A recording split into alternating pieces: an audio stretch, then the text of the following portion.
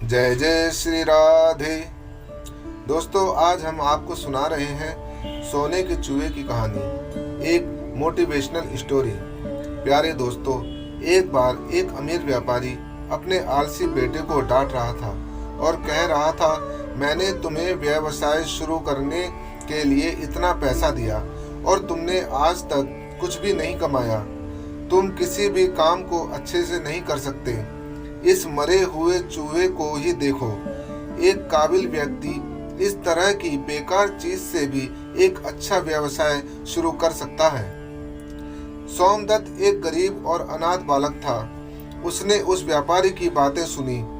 फिर वह अंदर गया और व्यापारी से अनुरोध किया, कृपया आप मुझे इस चूहे को पूंजी के रूप में उधार दें, क्योंकि मैं अपनी किस्मत आजमाना चाहता हूँ। दोस्तों, व्यापारी हंसा, लेकिन फिर भी उसने सोमदत्त को वह चूहा दे दिया और रसीद ले ली जो सोमदत्त ने उसे लिख कर दी। प्यारे दोस्तों, अब यहाँ से शुरू होता है एक मरे हुए चूहे को सोने का चूहा बनाने का सफर। सोमदत्त अपने हाथ में मरे हुए चूहे को लेकर चल रहा था जब एक और दुकानदार ने उसे बुलाया, यहाँ आओ लड़के, मुझे अपनी प्यारी बिल्ली को खिलाने के लिए एक चूहे की जरूरत है। मैं तुमको इसके लिए एक मुट्ठी भर चने दूंगा।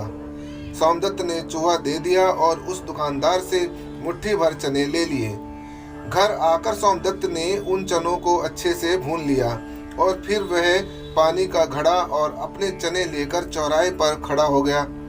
उसने बहुत देर तक ग्राहकों का इंतजार किया। फिर शाम होने पर जब मजदूर लकड़ी काटकर अपने घर की ओर लौट रहे थे तो उन्होंने एक बालक को भुने हुए चने और पानी के घड़े के साथ देखा। सोमदत्त ने भी विनम्रता से उन्हें चना और पानी दिया। मजदूर बोले, लेकिन हमारे पास पैसा तो नहीं है, हम तुम्हें केवल लकड़ी की 2 छड़ें ही दे सकते हैं। सोमदत्त सोचने लगा, इन साधारण चनों के लिए यह एक अच्छा भुगतान है। सोमदत्त ने हर एक मजदूर से 2-2 छड़ें लेकर लकड़ियों की एक छोटी सी गठड़ी बांध ली। फिर वह उस लकड़ी के छोटे से बंडल को बाजार में ले गया और उसे बेच दिया। उसने उस पैसे से कुछ और चना खरीदा।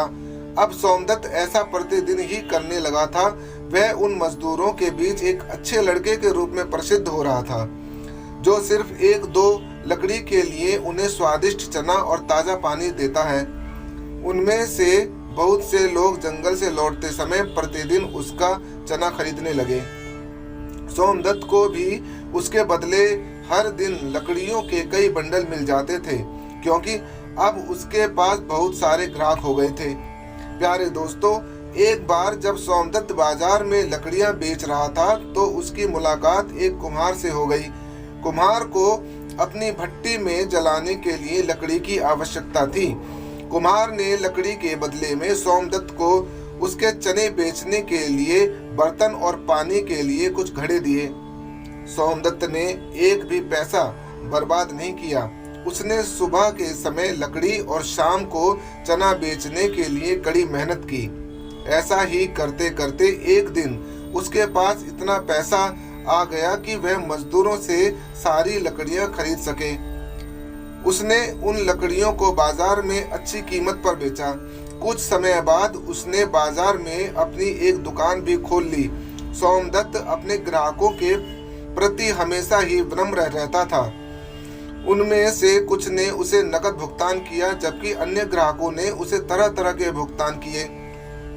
जो भी वस्तुएं उनके पास होती थी वह उन्हें चने खरीदने के बदले में दे देते थे। सोमदत्त ने हमेशा उन लोगों को अपनी वस्तुएं बेचने का कोई ना कोई तरीका ढूंढा जिन्हें उनकी आवश्यकता थी। कुछ सालों के बाद सोमदत्त शहर में एक धनी व्यापारी बन गया। एक दिन उसने सुनार से उसे एक छोटा सा सोने का चूहा बनाने को कहा। प्यारे दोस्तों, फिर सोमदत्त उस चूहे को उसी अमीर व्यापारी के पास ले गया और उस व्यापारी से कहा, मैंने तुमसे कई साल पहले पूंजी के तौर पर एक मरा हुआ चूहा उधार लिया था। आज मैं उसे आपको लौटाने आया हूँ।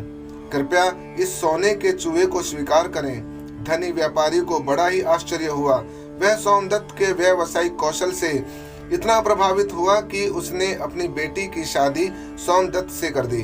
उसकी अच्छाई का इनाम उसे इस प्रकार से मिल गया। सोमदत्त जो एक गरीब और अनाथ लड़का था, उसने अपनी बुद्धि, कड़ी मेहनत और विनम्रता का स्वभाव रखने के कारण धन और सम्मान दोनों को अर्जित किया। प्यारे दोस्तों, आशा करता हूँ कि यह कहानी आपको अवश्य ही पसंद आई होगी। ऐसी मोटिवेशनल कहानी आपने शायद ही सुनी हो।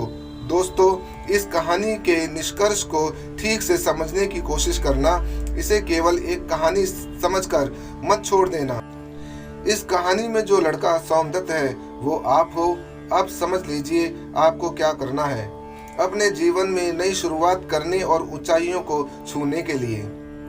दोस्तों, यदि आप अपना कोई बिजनेस शुरू करना चाहते हैं तो आप इस कहानी के माध्यम से बिजनेस करने की कला सीख सकते हैं और अपनी जिंदगी में एक कामयाब इंसान कैसे बना जा सकता है, ये भी इस कहानी से आप समझ सकते हैं।